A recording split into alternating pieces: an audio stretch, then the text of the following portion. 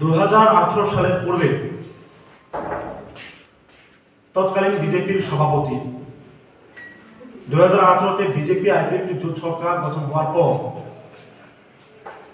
তিনি মুখ্যমন্ত্রী হয়েছিলেন। এখন প্রাক্তন মুখ্যমন্ত্রী, রাজ্যের রাজ্যসভার সাংসদ।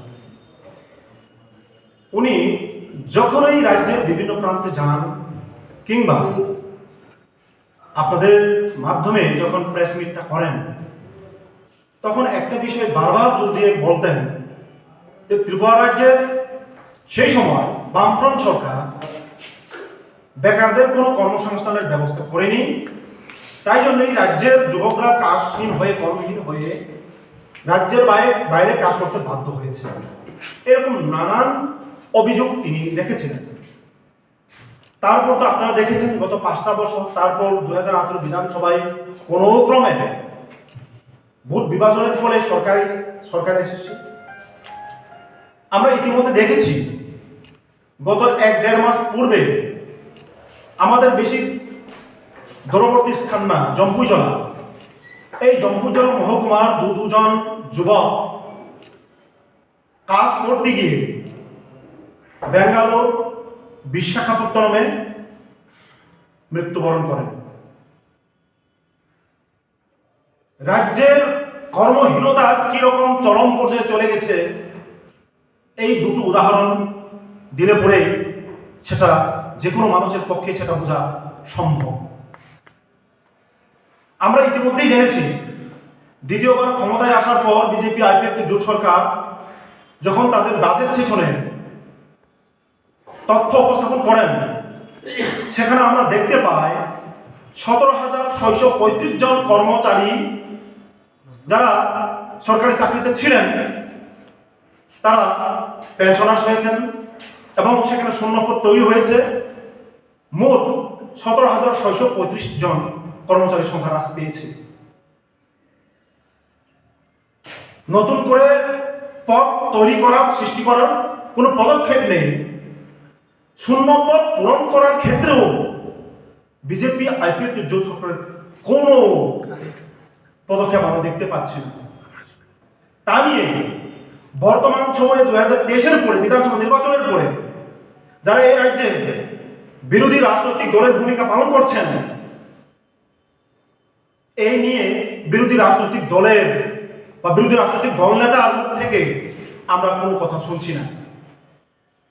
রাজ্যের যুবক, বেকার যুবক কর্মহীন হয়ে কাজের খুঁজে যখন রাজ্যের বাইরে চলে যান, সেখানে মৃত্যুবরণ করেন, সেখান থেকে তাকে নিয়ে আসার যে অন্তত মানবিকতার খাতিরে সরকারের ভূমিকাটুকু আমরা সেটা দেখতে পাইনি।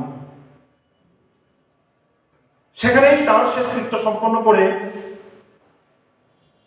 পরিবার একটা বিরাট একটা দুঃখ দুর্দশার মধ্যে দিন কাটাতে হচ্ছে রাজ্যের অসংখ্য বিধানসভা এলাকার যুবকদের মধ্যে। কেমন রাজ্য বলা হচ্ছে বিদ্যাজ্যোতি প্রকল্পের মাধ্যমে ছেলে মেয়েদের মধ্যে জ্যোতি সরাবেন, কিন্তু আমরা তো লক্ষ্য করছি বিদ্যাজ্যোতির নামে বিদ্যা অন্ধকারের দিকে চলে যাচ্ছে। পিজিটির নিয়োগ নেই, এসটিজিটি 1 বছর অতিক্রান্ত হয়ে গেল। আমরা শুনেছি, দেখেছি বিভিন্ন পত্র পত্রিকার মাধ্যমে হাইকোর্টে কেস হয়েছে। এখনো পর্যন্ত আমরা জানি না, রাজ্যবাসী জানে না, রাজ্যের বেকার যুবকরা জানে না কোন পর্যায়ে আছে সেটা। অথচ প্রায় 1,500-এর মতন এসটিজিটি পোস্ট পড়ে আছে, নিয়োগ নেই। পরীক্ষার ফলাফলই বেরোচ্ছে না।